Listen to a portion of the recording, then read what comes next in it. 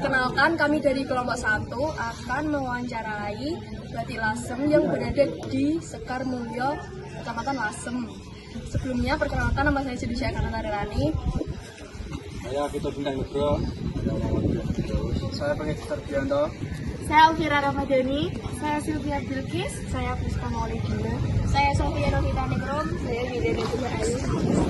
Tunggu keseruan vlog kami ya. Boleh wawancara? Boleh. Apa yang membedakan batik Lasem dengan batik dari daerah lain? Kalau untuk bedanya, batik Lasem itu basicnya dia ditulis. Batik tulis, full tulis. Kalau di tempat lain, seperti Jogja, Pekalongan, Solo, itu mereka batik cap atau enggak batik printing. Jadi itu yang paling basic yang membedakan. Terus ada lagi satu, warnanya. Kalau di Lasem itu dia basicnya di warna merah darah ayam.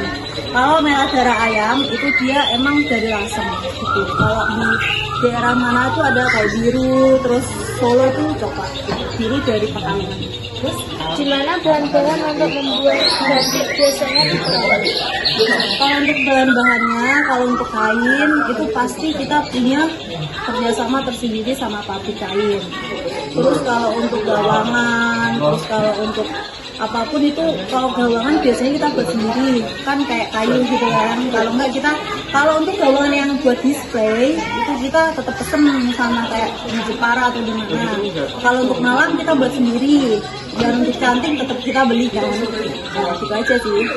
Bagaimana proses pembuatan batik dari awal sampai akhir? Kalau untuk prosesnya itu yang pertama ada yang namanya pembuatan pola. Jadi kalau pembuatan pola itu tahap awal. Kalau untuk ini prosesnya aja ya. Kalau yang pertama pasti kan potong kain. Terus yang kedua itu ada yang namanya pembuatan pola. Kalau pembuatan pola itu dia tahap awal. Jadi kayak kita kan ada polanya. Nah itu kita digambar, bukan yang kayak kita di print gitu, bukan. Jadi kita digambar semuanya. Terus tahap yang kedua kita ada yang namanya ngelengkreng. Kalau ngelengkreng gitu kita namanya tuh pemberi isian gitu loh, kayak yang tadi ada motif latohan, ada motif sekat jagat itu isiannya.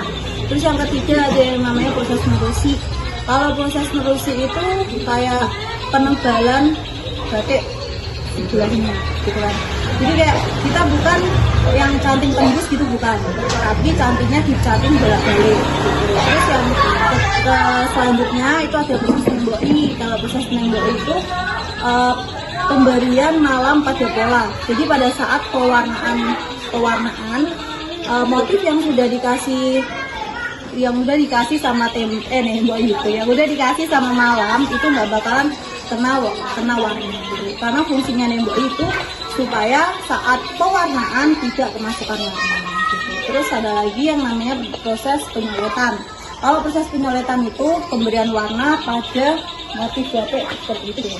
Itu yang di sini maksudnya, gitu kan. Terus ada lagi proses pewarnaan atau yang disebut dengan ngelir. Ini ada dua macam, yaitu ada yang alam, ada yang alami. Kok ada yang alam, ada yang kimia, ada yang alami. Kalau kimia sama-sama sih, sama-sama prosesnya itu sama. Cuman kalau yang alami ini prosesnya lebih panjang, soalnya dia kan dari bahan alami. Jadi dari batang itu kita proses, kita rebus, kita diemin sampai dia jadi pewarna. Kalau proses ngelir ya pemberian warna pada kain. Terus untuk proses selanjutnya kita ada yang namanya ngelorot, yaitu pelarutan malam. Ini proses terakhir. Terus habis malamnya udah dilorot, itu udah jadi kainnya. Cuman kalau di sekarang dulu di finishing dulu pakai deterjen. Fungsinya itu dia biar tidak ada lumpur, tidak ada susut. Jadi orang yang beli udah tinggal pakai aja gitu. Terus yang terakhir kan dijemur, habis itu disetrika terus dijual. Sekarang untuk saat ini yang diberi kepercayaan untuk mengelola batik. Kalau untuk mengelola batik kita karena Pak Jokonya pun belum sepuh, jadi kita bagi-bagi. Untuk Pak Jokonya di bagian produksi, di bagian dia produksi kayak gini, dan untuk anaknya dan saya dan ada lagi yang lain itu di bagian marketing. Ada anaknya namanya Bella Ayu Paramita. Semisal bapaknya udah sepuh Pak Joko bisa ada yang gantiin. Tempat ini memproduksi batik motif apa saja?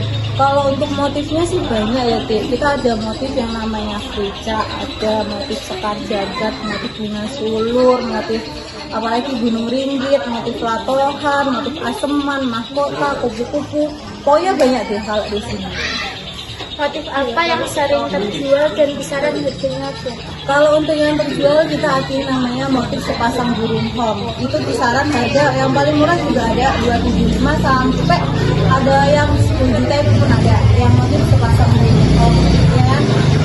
Kenapa itu dia bisa laris? Karena motif tersebut kalau mau dipakai baju itu dia kelihatan bagus karena sandit kanan kirinya burungnya bakal ketemu, gitu kan. Jadi kalau mau dipakai kemeja, mau dipakai dress ataupun outer itu kelihatan keren. Ada lagi yang namanya motif scar jagat. Kalau kisaran harganya sih sama ya, 275 sampai 10 juta pun ada. Kalau scar jagat ini dia basicnya seperti bunga-bunga, terus kayak semua motif itu ditumpahkan dalam satu kain tersebut. Itu namanya motif scar jagat. Jadi kalau scar jagat itu biasa dipakai buat ini rok lilit. Dia kelihatan keren bunga-bunga gitu kan. Kalau misal motifnya burung kan kelihatan kayak wagu gitu kalau mau dipakai buat rok. Nah itu scar jagat paling laris buat rok ataupun buat dress perempuan. Itu dia keren. Kalau untuk motif kemeja sih bisa-bisa aja, cuman dominan di motif pasang burung home.